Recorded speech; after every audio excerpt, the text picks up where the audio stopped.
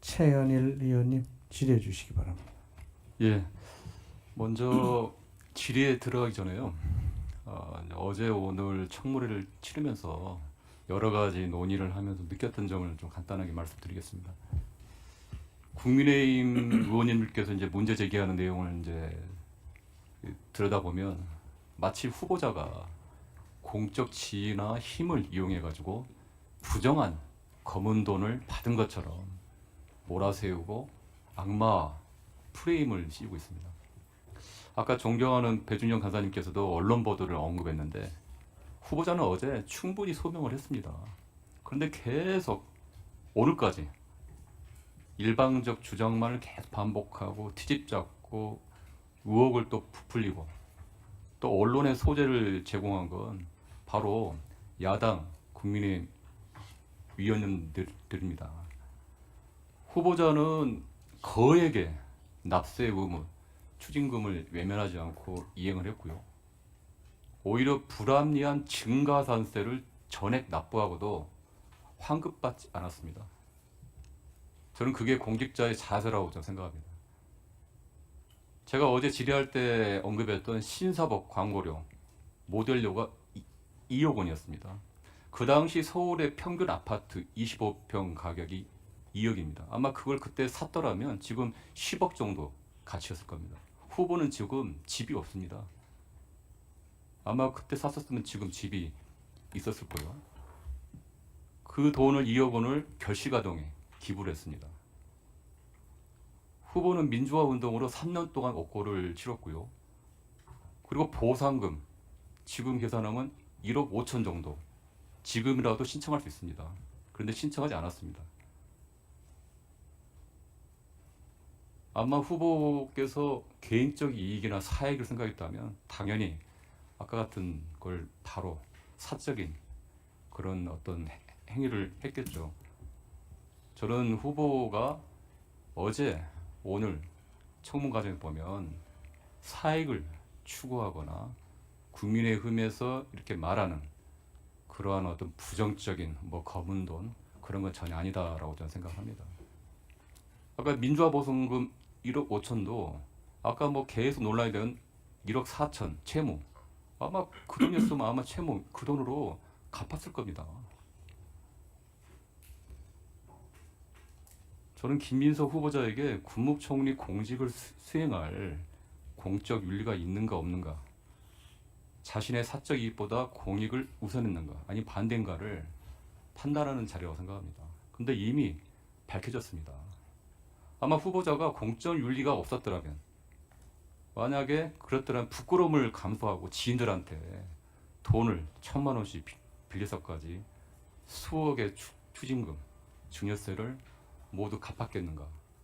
한번 자문할 필요가 있다고 봅니다. 공익보다 사익을 앞세우는 순간 국가는 병듭니다. 지난 박근혜 정권과 윤석열 정권 3년이 우리에게 남긴 교훈입니다.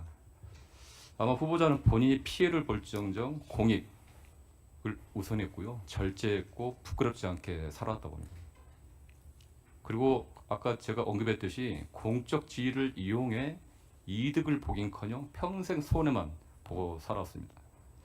저는 이제 어제 오늘 청문회 보면서 이렇게 바보 같은 정치인이 있을까? 좀 저는 바보 김민석이라고 제가 말하고 싶은데요. 자신에게 들어온 돈조차도 국민 앞에서 스스로를 절제하고 이렇게 물리치는 사람. 이런 사람이 과연 사익을 취했을까? 아마 이런 합리적인 의심이 듭니다. 여기 시청하시는 국민들이 아마 현명하게 판단할 거라고 좀 봅니다. 그런데 지금까지도 야당에서는 정치적인 어려운 시기에 개인 채무 변제 이 작은 과정을 사사건건 검찰 수사 표적 질의하듯이 트집 잡고 딴질 겁니다. 이래서는 안 되죠. 남은 이 질의 시간 동안 우리 야당의 존경하는 의원님들이 국정 능력, 정책 비전을 논하는 청문회로 좀 임하기를 진심으로 간곡히 요청드립니다. 질의하겠습니다. 후보께서는 여러 가지 이제 능력이 있는데 그중에 또 하나가 이제 경청하고 공감 능력, 배려 능력이 저는 있다고 봅니다. 지난 제가 어디 책을 봤는데 거기 또 그런 내용이 나와있어요. 후보자가 지난 겨울에 항공기 참사 당시 새벽 기도를 하다가 하염없이 눈물을 흘렸다. 그거 신경을 밝힌 적이 있죠. 예. 예. 그리고 이태원 참사 이후에 이상민 행안부 장관을 탄핵하던 새벽에도 이 탄핵조차 기각이 되면 아무도 책임지지 않는 원인 없는 고통의 억울함에 부모들 가슴이 얼마나 찢어질까 하면서 또 눈물을 흘렸다겠습니다.